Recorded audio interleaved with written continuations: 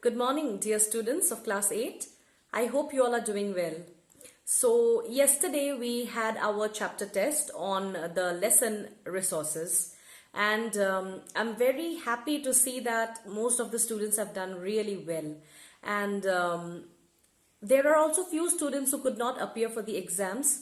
That was because perhaps you have not followed the instructions that were being given to you in the group, or also maybe because your network might have been really poor. So it doesn't matter. We will try to find out a solution to the problem that you all faced. Don't panic, don't be afraid. We will definitely do something about it. So students, now coming back to the lesson that we were doing these days, I would like to remind you what we have done in the last class. So in the last class, we finished studying about the Constitution. I gave you a brief introduction about the Constitution of India and how it was made and what were the problems that our Constitution makers had to face while making the Constitution. And then we also discussed about the first two features as highlighted in the Indian Constitution. We talked about federalism, and then we went on to discuss about the parliamentary form of government which India follows. Today, we will be doing the remaining features of the Indian Constitution, and after that, I'll be also sharing the homework with you within the PPT itself, which I'm going to share with you today through the YouTube video. So students, I hope you all are ready for the class. Let's begin. The Indian Constitution Key Features Part 2. So basically today we will be discussing the remaining features of the Indian Constitution as written in your book. So we have already discussed, as I told you, the first and the second features, and this brings us to the last three features of the Constitution. So let us begin with the third feature, separation of powers. So when we say separation of power, then we need to stress on the word separation. Separation means that power is allotted separately. So to whom is power allotted separately? Well, before we go to the textbook, let us understand one thing. You as a human being, you have got certain organs in your body, isn't it? And each of these organs, they do different functions. Yes? So these different functions, since it is going on well in your body, that is why you are able to be alive and healthy today. By any chance, if any of the organs in your body is damaged, then it will become difficult for you to live, isn't it? Similar is the case of the government.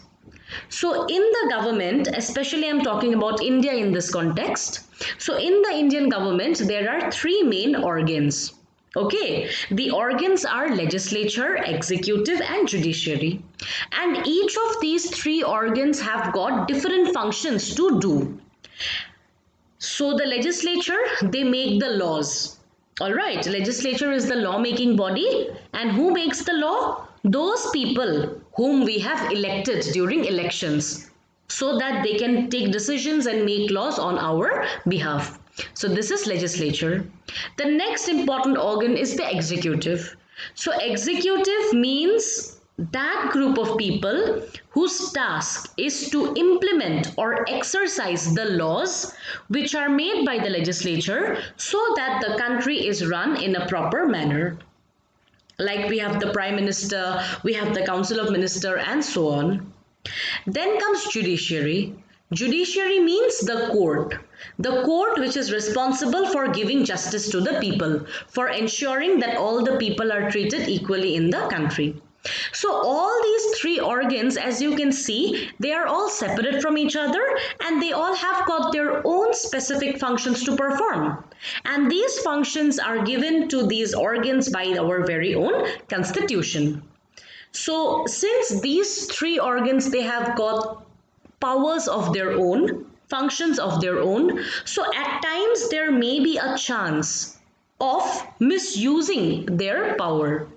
Okay, so one organ may try to exercise his power in a very illegal manner, avoiding whatever the constitution said them. So in case that happens, then there will be a big problem in the country because the country won't be able to run properly. That is why, although these three organs have got separate powers allotted to them, but still there is a system of keeping a check on the organs. Okay, so each organ, through certain manner as written down in the constitution, they keep a watch on each other so that they do not misuse their power and so that the country is run smoothly without any problem. So this is separation of powers. Next is fundamental rights. I hope you all already have come across this concept in class 6 or 7. Yes or no? So what are the fundamental rights? Well, fundamental rights are those rights which are given to us by the Constitution. So these fundamental rights in India can be found in part 3 of the Constitution. And these fundamental rights are so important that it is referred as the conscience of the Indian Constitution. It is considered to be the soul of the Constitution. All right. So fundamental rights protect the citizens from the arbitrary rule of the government. So various rights are given to us by our constitution because of which the government cannot misuse its power and they cannot rule over us in an illegal manner. So in other way, the constitution has given these fundamental rights so that we are protected, so that we are secured, not only from the government but also from the other fellow beings.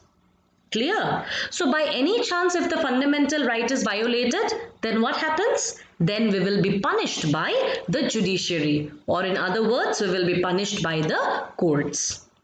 And also these fundamental rights, they are guarantee, for protecting the minorities against the majorities. So in the last few classes, we talked about the minority groups, you remember? So because of these fundamental rights, the minorities in a country do not get bullied over by the majorities. So all are equal, be it minorities or majorities. When it comes to the fundamental rights, then all are equal. All can enjoy the fundamental rights as long as you are a citizen of the of India.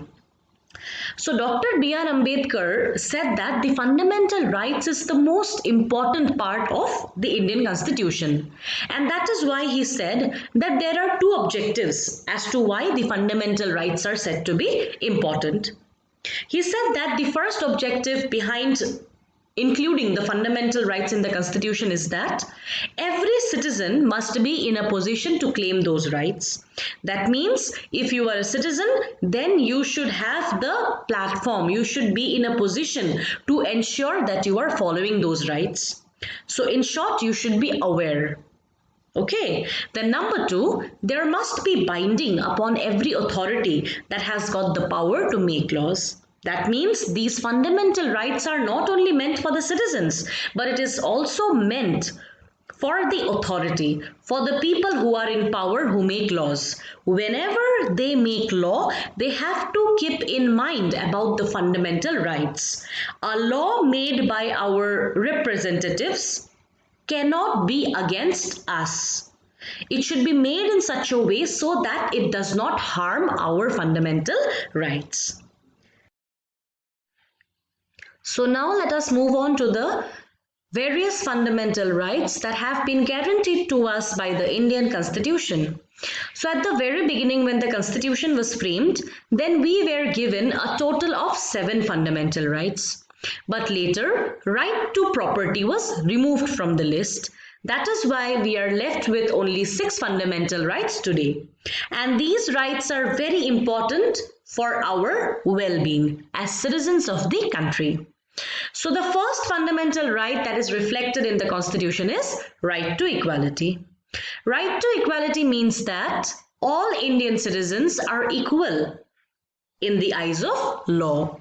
Although there are differences in the country, although there are people who follow different religion, they speak different languages, they follow different culture, etc. But still all are equal. Nobody is discriminated in India. And this is what the first fundamental rights tell us. Next is right to freedom. Right to freedom means the right to be free. That means you are free to move anywhere you like within the country.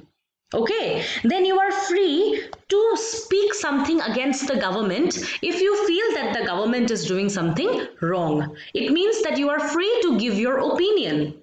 So in this manner, there are a lot of freedoms which are being given to us by the Indian Constitution. Next is right against exploitation. Right against exploitation means that you cannot exploit anybody, or you cannot force anybody to do something which they do not like. You cannot exploit anyone. It means that if somebody is unwilling to do something, you cannot force him to do that. Okay, and especially there are strict laws, made under this fundamental right. So within this right against exploitation, it is very strictly written down that under no circumstances children under the age of 14 are to be forced to work. So it also includes things like kidnapping, that means human trafficking, etc. So right against exploitation means you are not supposed to exploit anybody because all are equal. All right. Next is right to freedom of religion.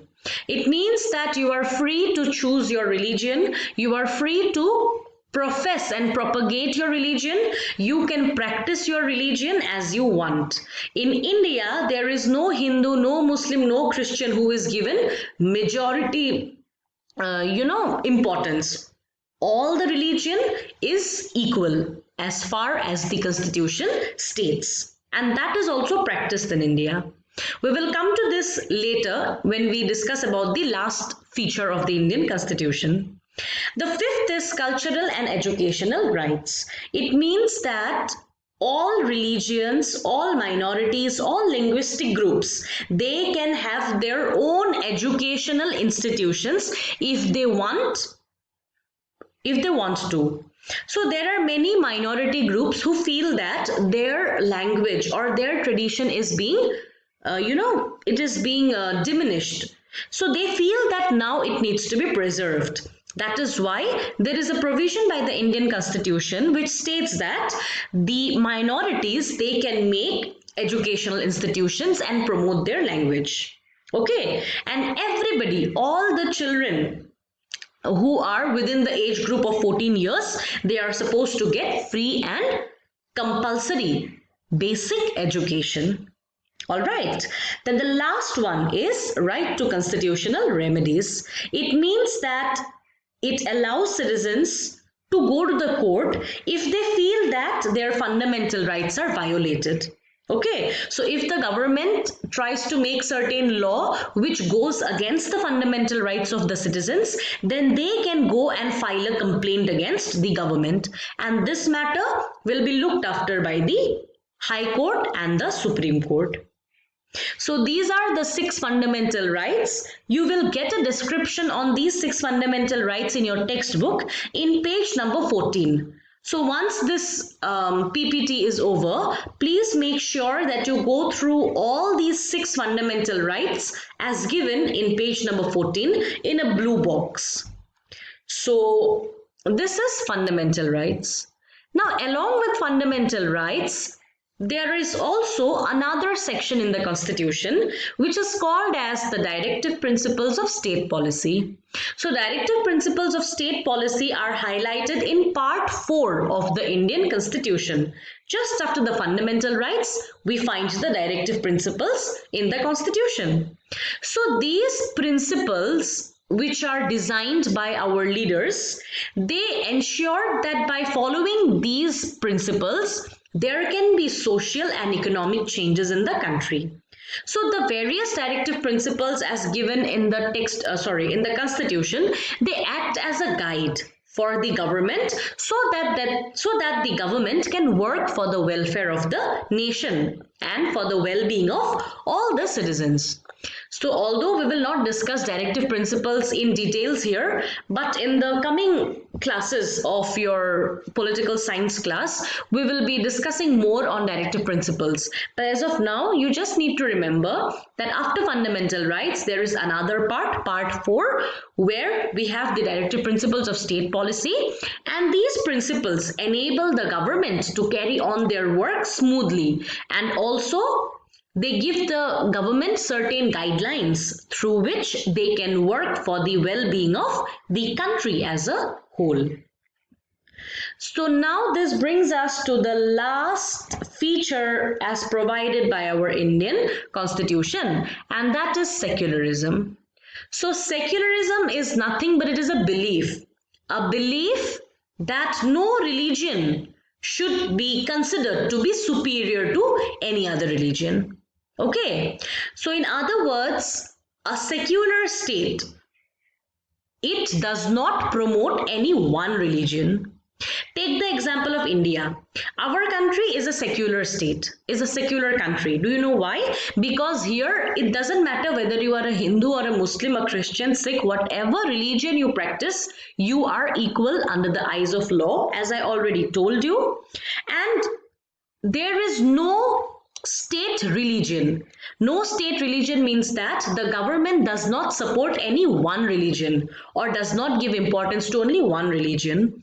All religions in our country are equal. Okay, so this is why India is differentiated from the other countries in the world, because most of the countries in the world, they have got a state religion. That means a religion which everybody finds it superior than the other people living in the country. But in India, no matter whether you are a Hindu or a Muslim, Christian or a Sikh, if you are a citizen of the country, then you can follow any religion you want. The state will not hamper the religion. All right, so this is about secularism. Now let us check out the next slide. So in the next slide, you can see that the preamble of the Constitution has been put up for you. So in this preamble, we can see that the various ideals that our leaders dreamt for our country has been expressed. Yes or no? So you can see that it starts with the line, "We the people of India." That means this preamble is like a promise on behalf of all the Indian citizens. Okay, and they resolve to constitute India. That means to follow the ideals of sovereign, socialist, secular, democratic republic. And also the various ideals that are highlighted are justice, liberty, equality, and fraternity. So these preamble is like the opening to the Constitution, and when you see the preamble, you will see that what our Constitution makers wanted to highlight in the Constitution. So you will come to know in details about all these terms as we move forward with our classes in the coming days. So I hope you all are very clear about the explanation of today, and this brings me to show you the homework for today. So in the first question, I have asked you to name the 3 organs of the government, which you can do, I'm sure, once you see the video. Then number 2, you are asked to highlight the objectives of fundamental rights according to Ambedkar. Then number 3 is related to the last feature that we discussed, define a secular state.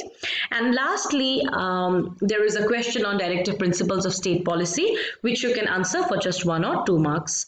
And you don't need to panic, you don't need to hurry, take your time, because your last date of submission is on Monday, that is 18th of May. So with this, we have come to the end of the first chapter of your social and political life book, and I hope that you are clear about the lesson. On Monday, we will be meeting again with a short revision of whatever we have done so far, and also we will be discussing the textual question answers on that day. So students, thank you so much. I hope you all go through the textbook properly, read all the lines that is being written there, do all your homework well, and in case of any doubt, please feel free to contact me. Thank you students, and have a very good day.